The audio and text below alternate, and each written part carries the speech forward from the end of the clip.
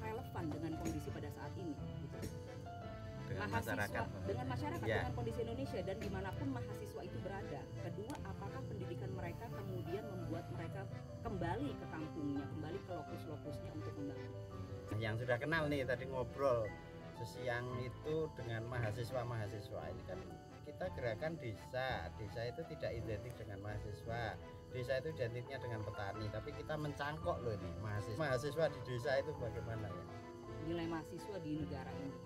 Harusnya mahasiswa itu menjadi cikal bakal gerakan, cikal bakal perubahan gitu ya. Pertanyaannya sekarang, apakah pendidikan yang diterima oleh mahasiswa ini cukup gitu loh, atau relevan dengan kondisi pada saat ini gitu loh. dengan masyarakat ya. Dengan kondisi Indonesia dan dimanapun mahasiswa itu berada. Kedua, apakah pendidikan mereka kemudian membuat mereka kembali ke kampungnya, kembali ke lokus-lokusnya untuk membangun. Saya kebayang ya kalau misalnya ada orang tua ngirim anaknya untuk sekolah, untuk kuliah gitu ya, keluar kota atau ke kota yang lain gitu ya, dengan harapan kemudian anaknya itu akan kembali dengan pendidikan yang cukup dan memperbaiki tatanan hidup yang ada di situ. Harapannya begitu. Tapi apakah kenyataannya gitu atau enggak gitu?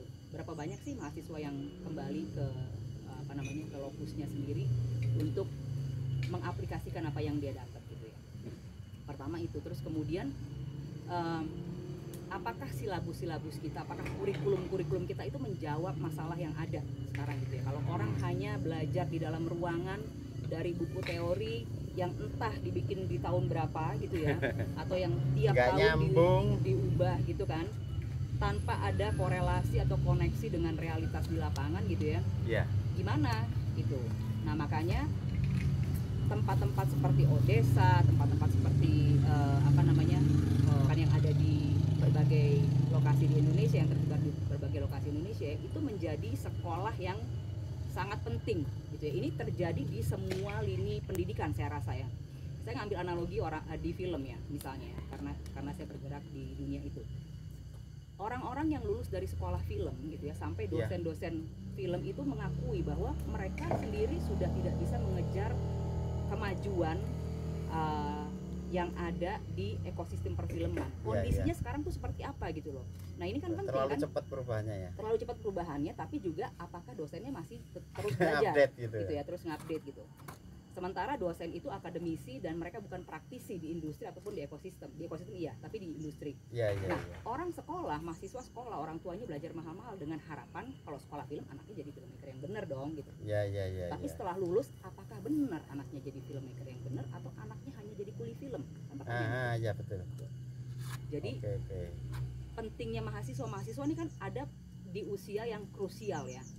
Usia yang krusial itu artinya dalam usia produktif, dalam tahap dalam stage pemikiran kritis yang baru tumbuh gitu ya. Jadi memasukkan pemahaman konten exposure supaya dia kemudian bisa berguna atau bisa bermanfaat untuk orang banyak di tahapan itulah. Tadi refleksi aja itu sih ada Hamid, ada Adit kayak gitu dari perbincangan kayak gitu, apa yang dinilai? Kalau mahasiswa yang sudah melihat realitas gitu ya, jadi punya sudut pandang yang berbeda satu ya, gitu. Kemudian dari melihat realitas yang berbeda itu mereka pasti berpikir lah ya, mahasiswa gitu, siswa yang mereka pasti berpikir, harapan kita seperti itu. Mereka kemudian berpikir apa yang bisa dilakukan, atau setidaknya mereka berada di posisi saya ingin menjadi bagian dari solusi dari kendala-kendala yang ada gitu. Nah saya lihat di teman-teman muda ini keputusannya untuk tinggal di Odesa atau ada di Odesa aja itu udah sesuatu ya, itu udah langkah awal gitu ya. Kemudian mulai menekuni disiplin atau skill yang berbeda dari apa yang mereka pelajari gitu ya. Mungkin nggak belajar film ya, tapi kemudian melihat betapa pentingnya medium audiovisual ini untuk melakukan banyak hal. Bagian dari literasi juga yang paling sangat mendasar untuk pembangunan karakter masyarakat. Nah masalahnya kan nggak semua mahasiswa punya kesempatan untuk itu atau terekspos dengan hal-hal seperti ini. Apakah banyak yang tertarik? Tapi banyak yang tertarik ke Odesa loh, tapi mereka informasinya sering nggak nyambung, ada yang kelewat. Nah Makanya kita mau sosialisasikan. Nah makanya Nah, ini juga kita wahana harus pendidikan untuk iya, informal untuk tambahan. harus bikin juga gitu lah. Jadi motret teman-teman Seruan ini untuk ini kalian bisa mengerjakan ini macam-macam. sekarang ini ada yang namanya program ini kan, Kampus Merdeka, Ya, ya. Merdeka Belajar kan. Artinya dia bisa belajar di mana saja, kemudian itu bisa hasil belajar itu bisa dikonversi menjadi 20 SKS kalau saya nggak salah. Iya. Nah itu kita kayaknya harus apa ya, kita harus menaiki ombak itu, menumpangi ombak itu gitu ya, untuk mengundang mahasiswa-mahasiswa yang ada di luar sana, datang nih ke sini, dapat pengalaman lain. Pasti kan bosen juga di kampus kan, lihat realitas kehidupan masyarakat di sini seperti ini. Saya rasa itu juga simbiosis yang mutual ya untuk desa dan juga mahasiswa dan kampus. Terakhir aku mau nanya, ini proses kita kerja ini akan panjang, masih banyak yang dilakukan. Gerakan lokal itu memiliki keunggulan kalau menurut saya diletak di fokusnya. Saya optimis ada keberhasilan. Setiap hari kita merasakan. Tapi ketika di skala makro dia rapuh juga. Karena ketika mau berurusan dengan pasar yang besar, market, instrumen-instrumen kapitalisme. Nah, kita butuh banyak pekerjaan, banyak jaringan. Apa yang bisa Anda bantu?